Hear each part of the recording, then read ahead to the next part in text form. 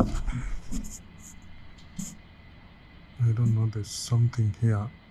I don't know if it's a boil or a pimple. Anyways, guys, Assalamu alaikum. Hope you guys are well. I am doing okay, Alhamdulillah. I'm coming to you live from Saudi Arabia. My name is Ali, and first of all, I would love to say thank you so much for the subscribers. Thank you so much for the love and support, and really means a lot. Actually, I'm in an eco place, as you can see right behind me. This is just a simple hall that we used to do a lot of stuffs, I'm in the main compound because we have two places. The first place is where I call it accommodation. That is where I sleep, and just like 2 minutes to even half a second, one 30 seconds to work. And then there's this place. This place is where I come for exercise and just to cool off. Sometimes you need to just relax. Like we have games over these places, just a lot of stuff here. And as you can see, this is just another game area. So I'm just having a seat here, and I thought we should talk about contracts part 2. If you break your contract for the first time, is it an offense? It's always an offense to break a contract, be it your first time, your second time, your 60th time. One, the company that you're working for, which company are you working for, reminds you that you really need to understand the contract. And that's why in my previous video I spoke about you need to go with someone who understands the contract if you don't understand it. Because I've had people been in situation whereby they have been told to pay the company. Mostly I talk about supply company because I came through supply company. What usually happens is that if you break the contract, it will depend actually. So, sometimes people break contracts due to various reasons. One, a certain person might break the contract because he feels like can't work here anymore. And it's okay, here I'm in Saudi Arabia. For you all who don't know, for new subscribers, I'm in Saudi Arabia and I've been here for a few months. So if you're in Saudi Arabia and you feel like, I don't want to continue working here because maybe the working conditions aren't good, I don't feel like I love this place, those are very petty. I mean petty because there's no place which is amazing. There's no place that you would say that, this place is nice. No, but we're just here to push on and work and just try to meet our goals and our targets that we have in life. So those are some of the reasons. If you give a company or a supply company a reason that I don't feel like working here because it's slightly, I don't like it, those are very petty issues, and that's where they might decide to charge you even more, because what usually happens is that these supply companies, for the contract that they have with you, for all who don't know about this, the supply company, the contract that it has on you, the amount of money that it's paying you, it's not the exact money that it's not the exact money that it's getting. Let's say if you're in Saudi Arabia and you're being paid, and the supply company pays you 1,200 or 1,500.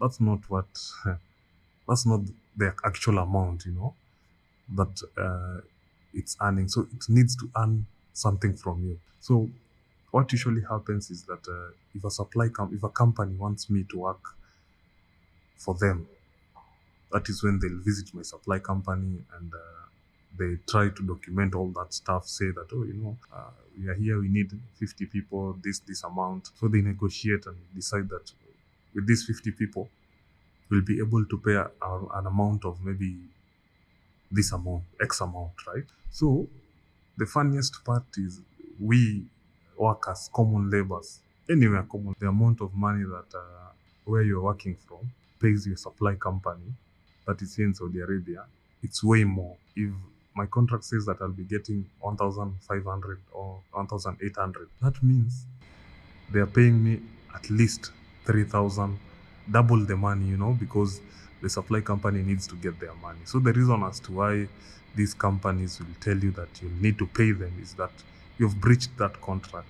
That means the amount of money that they had targeted to get from you, they won't be able to get it. So that is why they decide you'll have to pay us. Also, the other company that picked me from my supply company where I'm working for will also deserve maybe to get new people, a replacement, or if they breach the contract, they will also need money, so that they can compensate for all those troubles. So it's a It's something that in both sides, in the side of the company that you're working for and then the side of the supply company has issues. So that's why it's very important to understand the contract. To answer the question about is it an offense?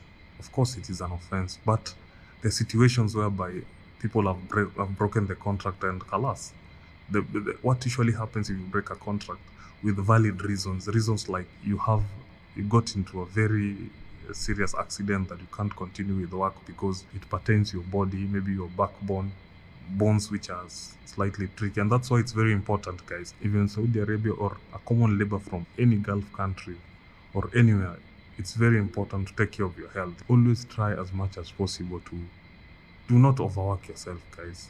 The truth of the fact here is that no matter how hard work you do for the company which you're working for, it's on a very rare occasion that people will notice you. And I was talking to a friend of mine, and it's a fact. It's a plain fact. No matter how hard you work, it's simple that the credit will go to the higher person, you know? And I'm not saying that to discourage people who are working hard. It's okay to work hard, but always be smart about how you work hard. There are companies that you cannot continue, like you cannot grow in terms of position. So those companies, you just work, don't overwork yourself, don't overdo stuff. I love telling people the truth, you know? Don't overwork yourself. No one cares, my friend. No one cares. As much as you work hard, if that company doesn't promote you or doesn't have any growth in it, then you're wasting your time, you're wasting your energy. So it's very important to take care of your health.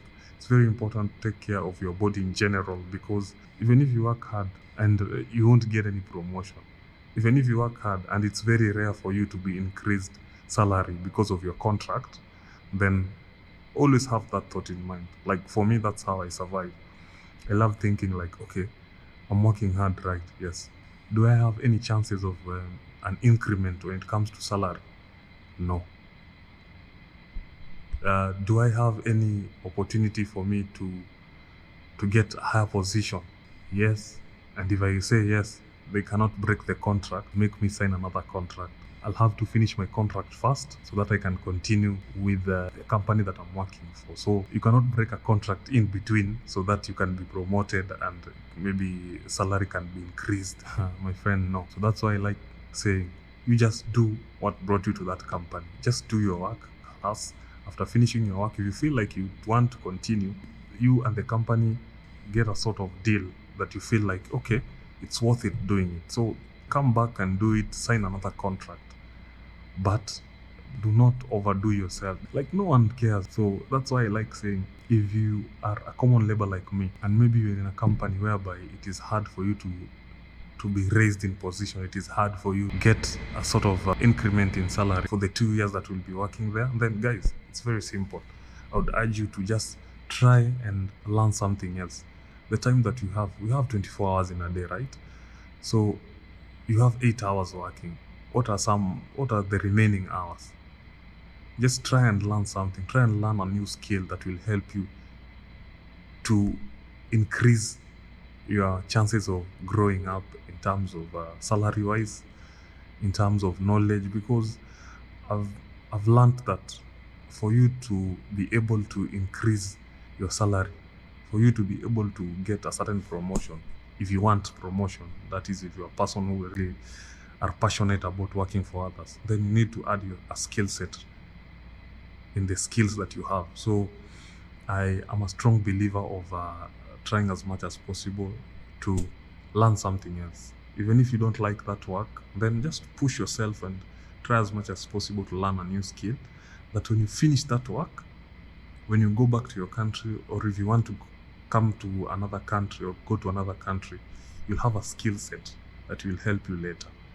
Or if you maybe want to go to other countries which are not Gulf countries, maybe European countries and all that, you might use that skill that you learned in that place of work to elevate yourself to the next level. So contracts are very important, and that's why it's very important for you to understand them. So if you have various reasons as to why you want to break the contract, then let them be valid reason. Let it be a reason that the company will feel like, okay, you will just leave you to go.